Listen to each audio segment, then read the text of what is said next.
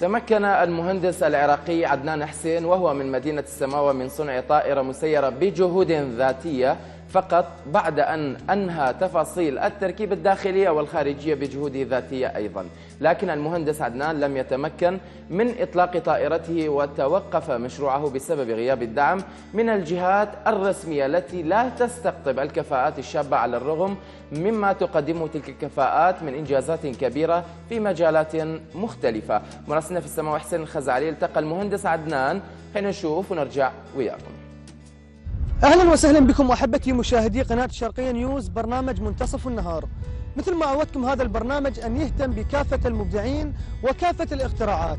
اليوم نحن في مدينة السماوة ومع اختراع جديد ومع مبدع جديد من محافظة المثنى. اليوم معنا النقيب المهندس عدنان حسين الذي صنع طائرة استطلاعية من صنع يده، إلا أن هذه الفرحة لم تدوم ولم تقلع هذه الطائرة بسبب عدم وجود المواد الأولية لصناعة هذه الطائرة.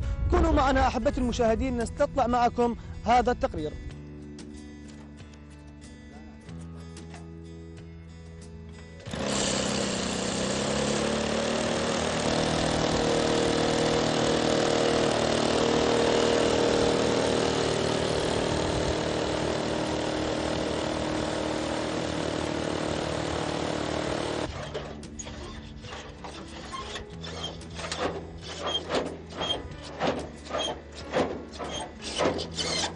محافظة المثنى تعتبر يعني من أكبر محافظات العراق من حيث المساحة. باعتقادك في حال تطورت هذه الفكرة راح تخدمكم كأجهزة أمنية؟ بسم الله الرحمن الرحيم.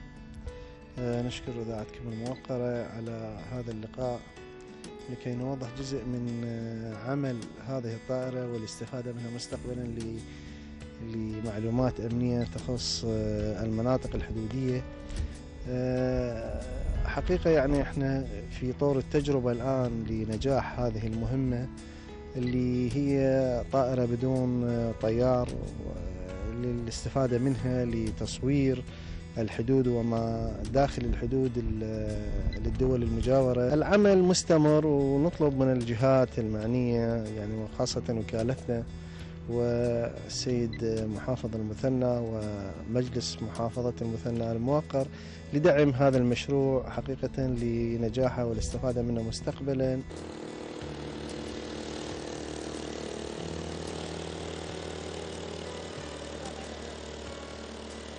نقيب شارك في عدة مهرجانات في داخل وخارج السماوة. فخارج انه شارك في طائرة اصغر كانت من هاي وحققت نتائج. نريد نعرف يعني منك انه ايش قد استغرقت من عندك وقت الطائرة حتى قدرت توصل هاي المرحلة، والمواد الأولية اللي استخدمتها بصناعة هاي الطائرة؟ بحدود السنة. والمواد الأولية هي من الألمنيوم أغلبيتها. الألمنيوم الثكنس مالته 0.7 و 0.5. ال 0.5 تغليف وال 0.7 الهيكل الداخلي. اشتغلت طائرة قبلها سابقة أصغر منها ونجح التشغيل عندنا تجربة الحركات وكذا، لكن ما كان أكو مدرج عندنا حتى نطيرها، ما كان عندنا مكان نطيرها به. بعدين استغليت بعض المواد منها لهاي الطائرة أخذتها استفادت منها. مجال يعني الطيران عندي اطلاع كان واسع فيها. ممكن تشرح لنا يعني هسه الطيارة كيف انه تم صناعتها؟ شنو اللي قدرت تستخدمه؟ يعني هي طائرة اكيد استطلاعية يعني راح تخدم محافظة المثنى حسب ما يعني قبل قليل التقينا بمدير استخبارات محافظة المثنى. محافظة المثنى الكل يعرف هي محافظة تمتلك ثاني أكبر مساحة بالعراق يعني، وأكيد مثل هيك مشاريع وهيك طيارات راح نقدر نسيطر على الحزام الأمني لمحافظة المثنى وللحدود العراقية. خلينا نشوف يعني المواد اللي استخدمتها بهاي الطيارة.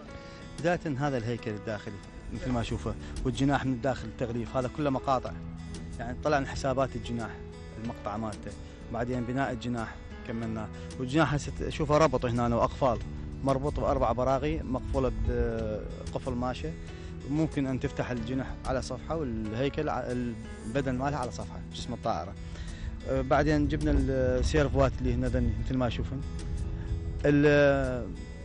ناقلات الحركة مثل ما يقول، هذا اللي تشوفه من السيم، هذا السيم عبارة يعني مواد اوليه من السوق، يعني تعلاقه عاديه عدلناها وسويناها براين 2 ملم. يعني نقدر نقول انه كل طائره عباره عن تصنيع، يعني ماكو مواد اصليه انه يعني مقومات هاي الطائره كلها انه تصنيع من حضرتك. تصنيع مثل ما اشوفها قدامك كلها تصنيع، حتى ذني اللي الاذرع مال التحرك كلها تصنيع يدوي. يعني مطالبتك ومناشدتك انه حتى تقدر تقلع بهاي الطياره، شنو اهم مناشداتك انه بتوفير المواد اوليه او شنو؟ هي مو بس اليه، الكل اكو افكار واكو ناس هوايه مبدعه انه يدعمون في شيء مشاريع، يوفروا لهم الامور هاي اللي يحتاجوها. يعني الصين عندها مثل ما يقول كم احتياطي من هيك امور هائل. زين نحتاج هيك امور تجي تحتاج حاجه يعني تتعب حتى تحصلها. برغي اذا تحتاج مرات ما تحصله مثل هذا البرغي تتعب حتى تحصله.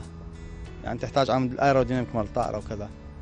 فالمواد الاوليه تتوفر والدعم الحكومي يعني مثل ما يقول دعم الدوله لهيك مشاريع حتى تكبرها وتنميها، كوادر مثل ما يقول فنيه وياها تدخل حتى تتعلم شلون تصنعها كذا هالشكل. يعني مثل ما يقول احنا وصلنا الى مرحله الهيكل والبناء الجسم بناء الطائره كملناه.